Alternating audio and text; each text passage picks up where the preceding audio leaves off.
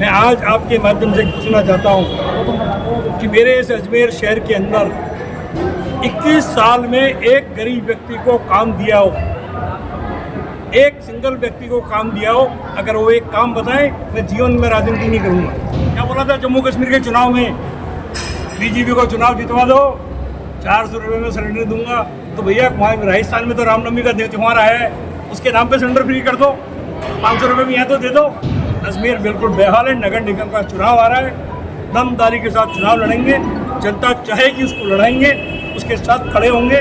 और पहली बार नगर निगम के चुनाव से भारतीय जनता पार्टी की उल्टी गिनती शुरू करेंगे। आपके जन्मदिन के अवसर पे आपके लाखों कार्यकर्ताओं ने खूब खुशियों से और पूरे शहर में बहुत अच्छा कार्यक्रम किया। किसी ने हॉस्पिटल में फल वितरण किया, तो किसी ने गौशाला में वितरण किया। आज पप्पू भाई और उनकी टीम ने आज पूरा यहाँ पे जो आयोजन किया, इनके बारे में क्या कहना चाहिए? मैं किन शब्दों के अंदर अपने तमाम कार्यकर्ता नहीं, मेरे भाइयों का मैं किस तरह से उनका शुक्रिया अदा करूं, जिस जज्बे के साथ, जिस जोश के साथ, जिस उमंग के साथ मेरे पर अपने स्नेह की, अपने प्यार की, अपने हकीकत की, अपनी दुआओं की एक बौछार कर दी।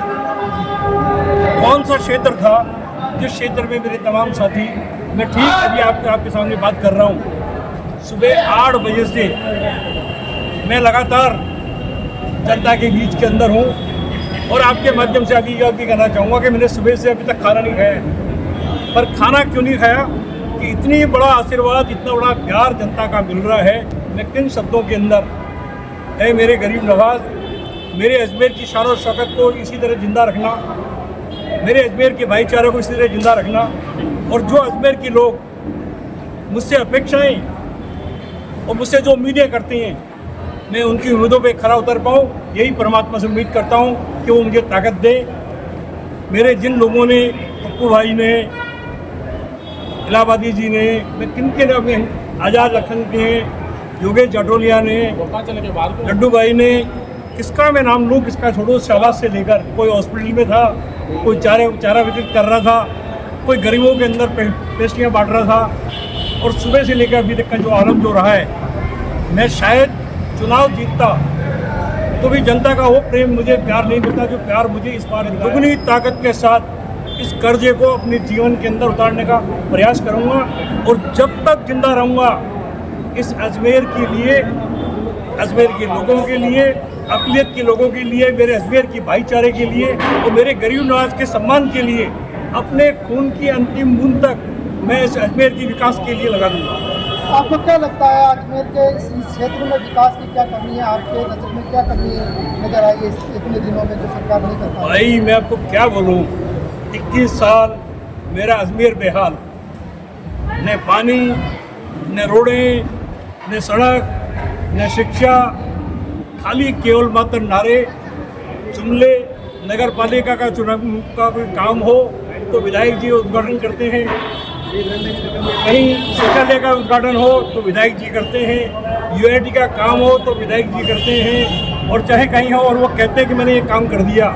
मैं आज आपके माध्यम से पूछना चाहता हूँ कि मेरे इस अजमेर शहर के अंदर 21 साल में एक गरीब व्यक्ति को काम दिया हो, एक सिंगल व्यक्ति को काम दिया हो, अगर वो एक काम बताएं, मैं जीवन में राजनीति नहीं करूँगा।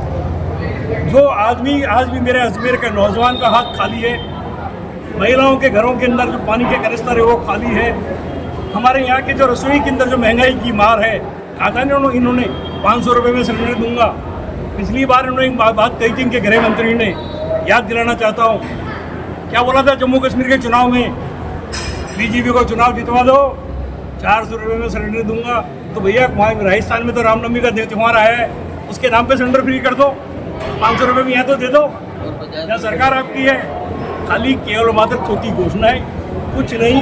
अजमेर बिल्कुल बेहाल है। नगर निगम का चुनाव आ रहा है, दमदारी के साथ चुनाव लड़ेंगे, जनता चाहेगी उसको लड़ाएंगे, उसके साथ खड़े होंगे। और पहली बार नगर निगम के चुनाव से भारतीय जनता पार्टी की उल्टी गिनती शुरू करेंगे।